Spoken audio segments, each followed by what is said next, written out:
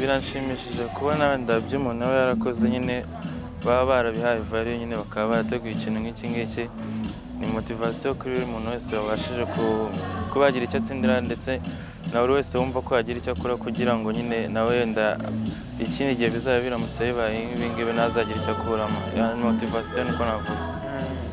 Nyuma tubonye akenshi iwacu ntabwo bihaba na bamwe muri bagiye banabigarukaho ese ibihembo nk'ibi ubundi ku mukinnyi ubundi ni iki biba bivuze kuri konesa hari abavuga ati ubundi turamuhembera iki n'ubundi kari akazi ke ka buri munsi ariko kongeraho apari kari akazi kawe kongeraho igihembo nk'iki recognition nk'iki navuga ko ibihembo bimarira iki umukinnyi muri kariyeri. Ejo navuga ko bategura ikintu nk'iki biba bigaragara ko wenda icyo wakoze hari agaciro bagiha ntibirangire mu kibuga nyine no ku mukinnyi icyo bimufasha gukomeza gushyiramo imbaraga nyine akabona ko naramuka hari icyo agezeho nyuma yaho bizarekoneswa akaba yabona ibyo bihembo nyine ko nabibona. Nyuma Clement ni igihembo twaye wakiniraga ikipe ya Rayon Sports ubu ngubu uri muri APR kandi gatoya cyane abafana ba APR wababwira ko ikipe yawe cyashya birashoboka ko waba utaranavuga henshi ubutumwa aho abafana b'ikipe ya APR n'ubuye muri champion igiye gutangira ejo bundi mu cyumweru cya birende. Icyo nabwira abafana ba ikipe ya APR ni ikipe ikomeye kandi ihora irwanira ibikombe so nayo intego niyo ngiyo bro nayo no kugomeza n'ubundi gutwara ibikombe.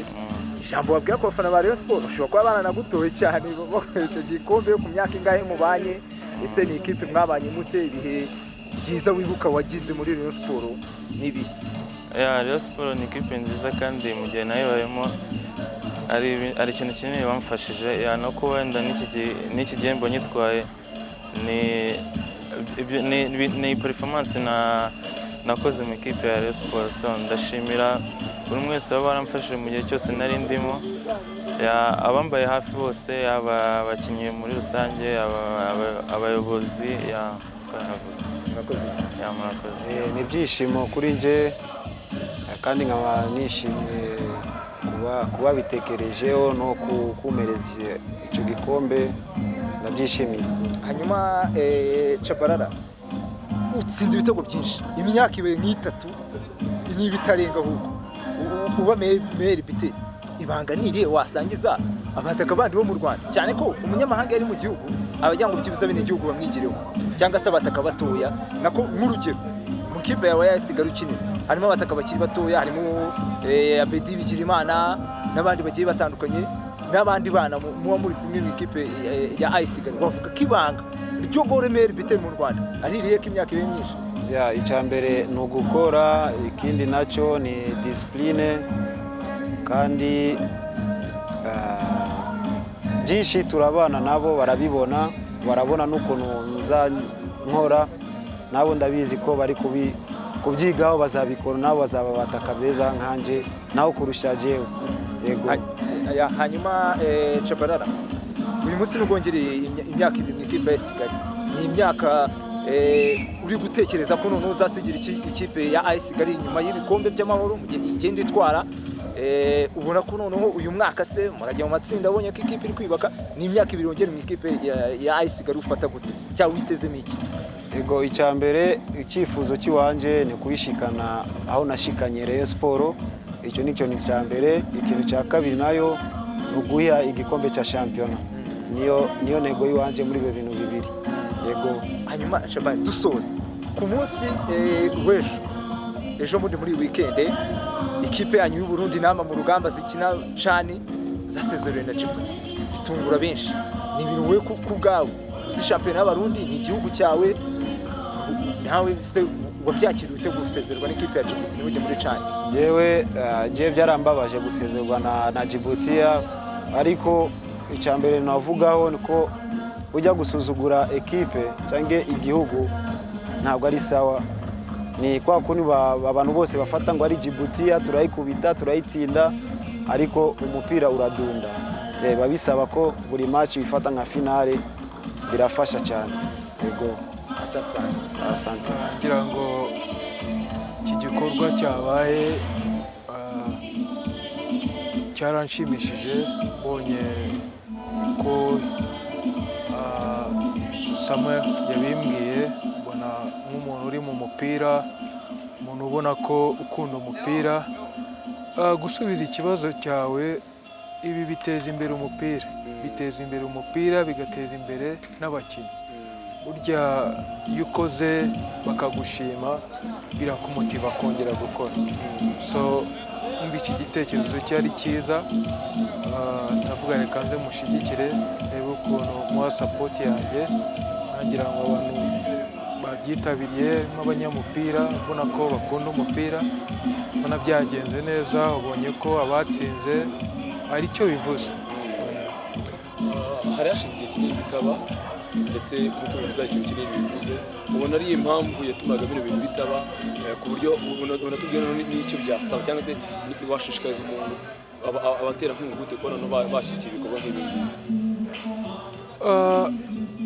Umva ko nk'ukuntu nanjye mbivuga, ibi biteza imbere umupira.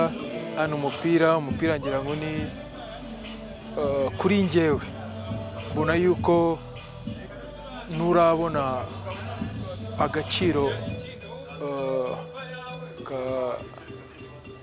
tuvuge kubona recognition y'umupira, kugira ngo football nk'ukuntu imeze ahandi hantu, ukuntu bafata football, twebwe ntiturayiha agaciro. Tumve yuko football ni ikintu, ntabwo ari football gusa yo mu kibuga. Football means a lot. Football ntabwo ari ugukina gusa, ko football it's like a life. Tugaruke ku ruhande rwawe noneho amakuru yawe yandi yo ntabwo tuguherutse kukubona mu maekipe atandukanye. Aha ngaha tugaruka muri AS Kigali, ibite byawe urihe muri iyi minsi? Murakoze, ndi mu kugira ngo mfite fondasiyo ndimo gukurikira, mba nkeneye gukura nayo, ngira ngo niyo mpamvu ubu ugeze ahantu heza. Ibyo ndimo gukora hari abantu batangiye kubibona, babona ko batangiye kumpa support, kandi ndabona umusaruro utangiye kuboneka.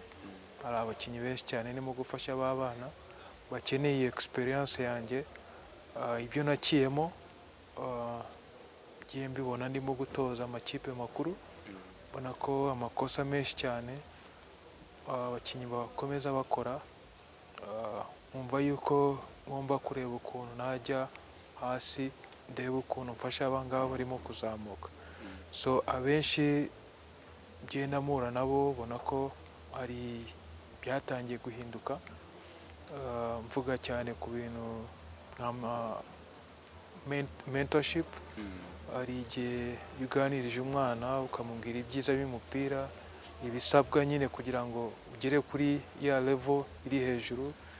Njye ntabwo nagize aya mahirwe, ariko nk'umuntu wabikiyemo ugera kuri niveau nziza, iyo uganirije uriya mwana hari igihe kumva yuko reka ndebe ukuntu nkurikira ibyo umutoza Jimmy arimo kumbwira. So nibyo nibereyemo, atari n'umupira gusa, hari ibintu byinshi cyane football ifasha.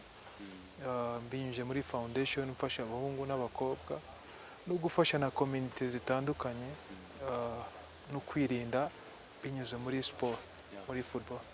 Kocha, nibyo bintu bigugije ku buryo tuvuga ko ari impamvu utari kuboneka mu utoza nk'amakipe makuru, cyangwa nizo chance ntago ziraza ku buryo ubonye chance zo kongera gutoza ekipe nkuru wagiye ukuntu ubihuza? Iki cyo kivuga iki? Ari za chance nagiye mbona, ariko nk'ukuntu mbikubwiye, stage foundation yanjye irimo, yasabaga yuko ngomba kuba ndi hafi cyane, ndeba ukuntu nayigeza kuri ahantu heza, wenda umuntu yavuga yuko ushobora kujya mu bindi ngakora, ariko opportunities ziraboneka, ariko ntabwo ari igihe, with time uzambona ngarutse. Murakoze cyane. Murakoze. Ndishimye cyane, binashobotse wenda nanarira hano imbere ya kamera kubera amarira y'ibyishimo, niko navuga. So kumara igihe utekereje ikintu, so hanyuma ukagikora kikaba kikarangira, ibyo kwishimira. So nkaba nshima Imana. Ni igitekerezo cyaje ryari? So mu by'ukuri document ya mbere iri kuri email nanditseho nyine proposal idea and developing idea y'iyi projet iri mu kwa gatandatu umwaka ushize, mu kwa gatandatu 2021. Yego nibwo natangiye gutekereza kuri iyi projet. So ndavuga ni nta gihari mu Rwanda, nta private initiative ya awards zihari. So kubera icyo tutatekereza ku developinga iki kintu, tukareba uburyo twagikoraho. So tureba ibyasabwa, ibyakenerwa, dutangira kubaka systeme zacu. So ama software yacu dushobora kuzakoresha muri iyi award. So kuza kugera dutangira kujya kuri Ferwafa tubaganiriza uburyo twakorana. So ariko n'ibindi byinshi cyane nyine kuza kugera ubwo igikorwa kibashije kuba uyu munsi ku tariki 30 z'ukwa karindwi. Ibyo watekerezaga ugitekereza icyo gikorwa kurinda uyu munsi kibaye, bavuga ko ibyinshi n'ibyabaye, ese bitarabaye byaba byaratewe n'iki? So ibyo natekerezaga byarabaye, kuko njya gutekereza igikorwa natekereje igikorwa kwa awardinga no ku recognizinga no ku appreciatinga the football community. And today twabikoze, twawadinze, twabarecognizinze, so twabateye courage. So njya gutekereza iki gikorwa, so nibyo na targetingaga kandi twabikoze byabaye. Yego challenges ubuye ntabwo zaba ku bikorwa ku nshuro ya mbere, ku gikorwa kiza nk'iki ngiki tudasanzwe tugira umupira w'u Rwanda. Ibyo byose ntabwo habaramo challenges. Nize challenges zabaye? Challenges zo ni nyinshi. Ni nyinshi, sinzi n'ukuntu nabivuga, ariko nicyo nakisabira football community, we have to support each other. We have to support each other, kuko kugira ngo uruganda rutere imbere nuko dushyigikirana. Mu gihe tudashyigikiranye rero nyine niho uruganda rwacu ruzaguma hasi, kandi ruguma hasi nawe uzabyungukiramo. Yego, so umwe naza n'igitekerezo ugashaka kumurwanya, undi yaza n'ikintu ugashaka kumurwanya, still nawe bizakugiraho ingaruka. Kuko icyo kintu ejo cyari kuguha akazi, ejo cyari mbese umwana wawe nawe yari kuzahembwa, ejo umwana wawe n'urwanya undi washinze academy umwana wawe yari kuzakinamo. So ikintu cya mbere numva tunabura muri sports industry no gushyigikirana. Mujye mureba wenda muri music industry, muri filme, mu bindi bintu byinshi cyane abantu barashyigikirana cyane nandetse, ariko muri football industry biragoranye cyane. Sinzi nyine hari abantu bumva yuko ibintu ari ibyabo, I'm sorry to say so, ariko nkeka yuko ni ikibuga gifunguye. So njyena nazamo mu by'ukuri ndi mutoya, wenda nushobora kumbona. So nashaka kuvuga ni twe nk'urubyiruko abakiri batoya, ni twebwe tugomba gufata ya mbere kugira ngo duhindure sport yacu. Ntabwo tuzategereza abashaje, ntituzategereza iki, ni twebwe. So twe ni tutabikora ntandi tuzaguma muri bya bintu bya kera. Ariko the young people, abantu bafite imyaka 20, 25 nibafata initiative bagakora birashoboka. So ni twebwe ubwacu tuzahindura industry. And ndishimye kuba mukiri mutoya imyaka 25 gukora ibintu nk'ibi ngibi. So ndakeka hari n'amarembo menshi mfunguriye n'abandi bakiri batoya bashobora kwitinya. So mureke duhaguruke turwanira ibyo dukunda, kuko nitwomeza kubibona nyine akomeza kuvuga uriya yagakoze ibi, Ferwafa yagakoze ibi, ministeri yagakoze ibi ngibi. No, abo ngabo ntago ari bo bonyine nyine tu, ahubwo ibikorwa byacu nk'abandi bantu nyine ushobora gutekereza IT solution ashobora kuzana muri sport, ushobora nyine creative initiative ashobora kuzana, mbese nizo zizazamura sport. Naho ubundi nidukomeza nyine kwicara wowe ibyo urebera ukavuga nyine tu ukavuga gusa ngo hakabaye ibi, kuki yadakora ibi, kuki badakora ibi, ahubwo dufate nyine dushyire mu bikorwa, tugira ama initiative ateza imbere umupira w'amaguru. So niho uruganda rwacu ruzakura. Wakiyama rutanga ukurikije ibyo watekereje gushyira mu bikorwa n'ibyo wakoze uyu munsi? Kereka mvuge nakereza amanota 12 ku 10. Ndishimye, sinzi ukuntu nabivuga. Yego ndishimye cyane kuba ikintu kibaye nyine kikarangira tukawadinga abakinnyi. So ndashimira n'abadufashije bose. Ego urumva ibintu ntago wabitegura uri umwe, mu by'ukuri hari team yamfashije. So ndabashimira cyane nabo kukuba hafi bakagushyigikira. So biba ari ibintu byiza cyane, ndabashimira. Ikindi navuga nyine ndashimira Imana, gusa ndishimye muri rusange. Yego ikindi nanashimira na media yadusapotinze. Yego ariko nicyo nanone ngira icyo nakisabira media. So media no kuvuga ngo nibo bantu mbese muri rusange bafite uruhare nyine mu iterambere rya sport. So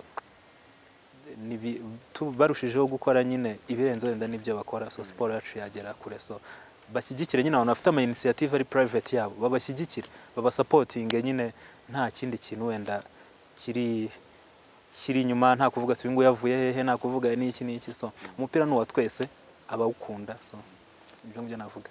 Murakoze cyane. Murakoze cyane.